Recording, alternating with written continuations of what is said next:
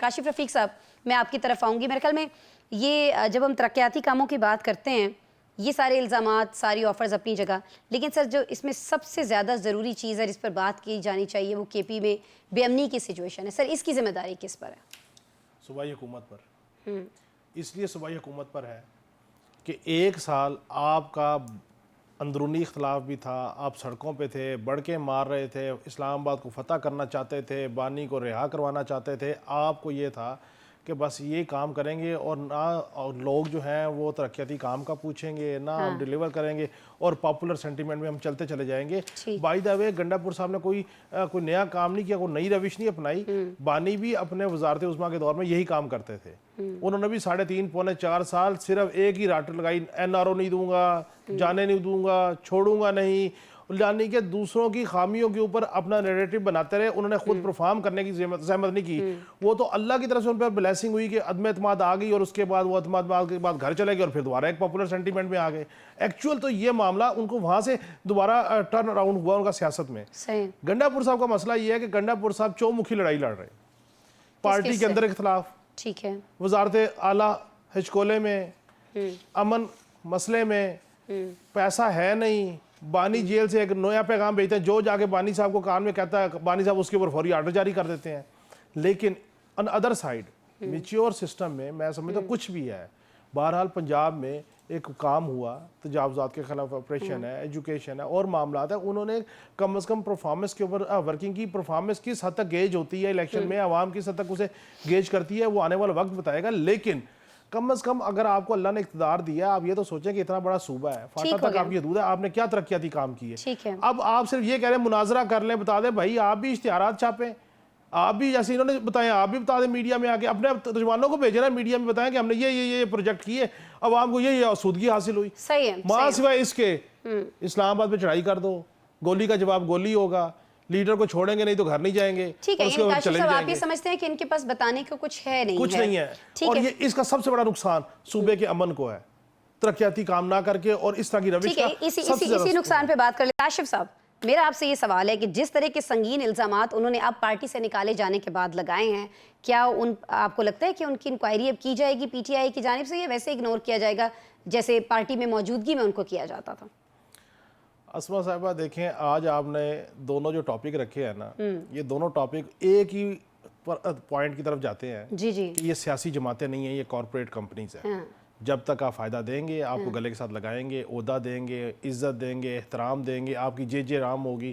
اور جب آپ فائدہ دینا بند کر دیں گے، آپ منظور نظر نہیں ہوں گے، تو وہی پارٹی کے کابرین آپ کے خلاف جو ہے وہ احتجاج بھی کریں گے، آپ کے خلاف تنقید بھی کریں گے، ہر چیز کریں گے. یہ بانی تحریک انصاف جو ہے یہ بھی اپنی نوعیت کی ایک کارپوریٹ کمپنی کے مالک ہیں.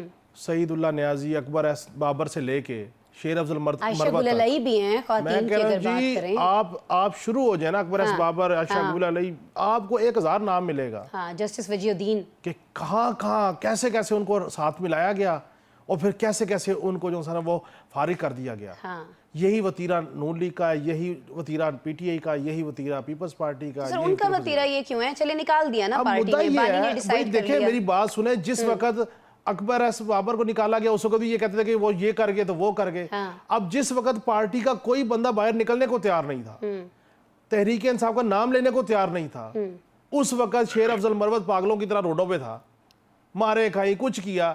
اور پھر آپ نے کیا کیا کہ آپ کو کچھ منظور نظر نے جا کے کان میں کہا کہ سر یہ تو فلان جگہ سے پلانٹڈ ہے، سر یہ تو فلان جگہ سے رپورٹنگ کر رہے ہیں، سر وہاں جگہ سے یہ ہک ہوئے ہیں، آپ نے ان کو پارٹی سے نکال دیا. او بھائی آپ بتائیں بانی خود کہاں کہاں ہک رہے ہیں؟ آپ بتائیں کہ آپ کو جو کان بھرنے والے ہیں عمر ایوب صاحب سے لے کے سارے ایک ایک کا نام پوچھے کہ کہاں کہاں ہک ہے، کیسے کیسے وہ بچتے رہے ہیں. یہ کیسے 24-36 پرچوں کے اندر ملطروب ہے اور بیٹھے ہوئے اسمبلیوں میں. سر پھر یہ الزام لگانا شروع کر دیں، کوئی بھی ریزن ہے نکالنے کی. مسئلہ الزام لگانے والوں کا نہیں ہے نا جی، مسئلہ ان لوگوں کا ہے، ان سیاسی کارپوریٹ کمپنیز کے اونرز کا ہے کہ جو کان کے اتنے کچے ہیں، جن کو جب دل کرے پارٹی سے نکال لو، جب دل کرے رکھ لو. مجھے آپ بتائیں پھر اسی اکبر ایس بابر نے جب فورن فنڈنگ کا کیس لڑا، ثابت کیا، اس وقت اس کے گھر جانے کو تیار تھے، اس وقت اس کو ہر طرح کی برات دینے کو تیار تھے.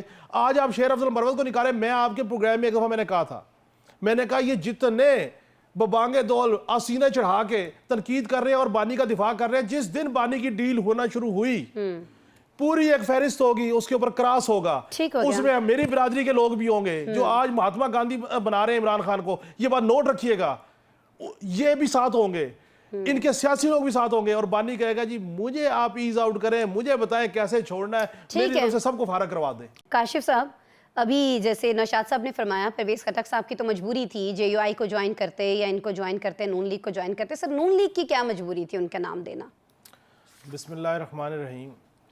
کابینہ کی توسیع میں جن جن شخصیات کو نوازا گیا تو مجھے وہ کمپین یاد آ گئی کہ ایک کمپین بنائی گئی تھی الیکشن سے پہلے, جی جی, ملک کو نواز دو, آپ نے بھی پڑھی ہوگی سب نے. تو مجھے ایسے لگا کہ جس نے بانی کو گرانے میں حصہ ڈالا ان سب کو نواز دو. کیا اون چودھری, کیا علیم خان, کیا وجیہ قمر, کیا پرویز خٹک, اور بھی بہت سارے نام آ جائیں گے سامنے. جس طریقے سے نوازنے کا سلسلہ جاری ہے.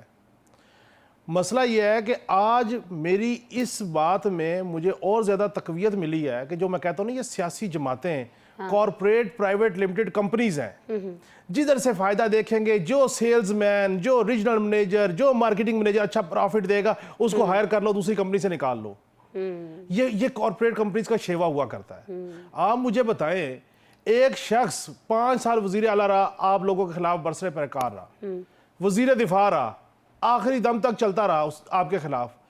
وہ لوگ جنہوں نے اس وقت بھی مارے کھائیں, اس وقت بھی تحریک انصافی مخالفت بھگتی اور آج بھی بھگت رہے ہیں. اختیار ولی اس میں سیر فہرست ہے. اختیار ولی سے زیادہ ووکل کسی نے دفاع نہیں کیا ان کا جا کے کے پی کے میں. ٹھیک, آپ نے ان کو ظلم دیکھے.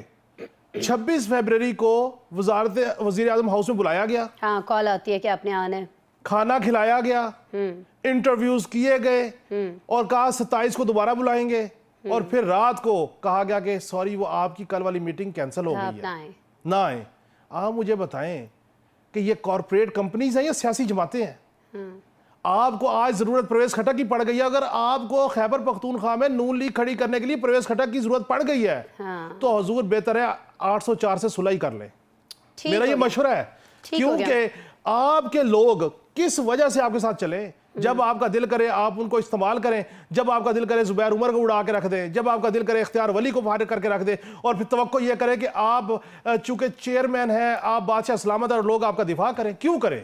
صحیح, یہ سیاسی رویے ہیں, یہ سیاسی جماعتوں کے رویے ہیں, یہ ضرورت کی بات ہے. اور میں آپ کو ایک بات ہوں جو نوشاد صاحب نے کہی کہ بانی تحریک انصاف کی کابینہ اتنے لوگوں پہ تھی, 80-85, پی ڈی ایم کی 70-75 پہ تھی. یاد رکھیے گا جس وقت کابینہ اس طرح اوور سائز ہوا کرتی ہے نا, اور جس وقت یہ کابینہ اتنے اوور سائز میں ہو رہی تھی تو بلیک میلنگ ہو رہی تھی بانی کو, تو ہر کسی کو مشیر لگا دو, کسی کو وزیر لگا دو کہ حکومت بچ جائے. ٹھیک ہو گیا. پی ڈی ایم میں بھی یہی معاملہ تھا. ٹھیک ہو گیا. کہیں ایسا نہ ہو کہ اس حکومت کے ساتھ بھی کوئی اس طرح کی کہانی چل رہی ہو.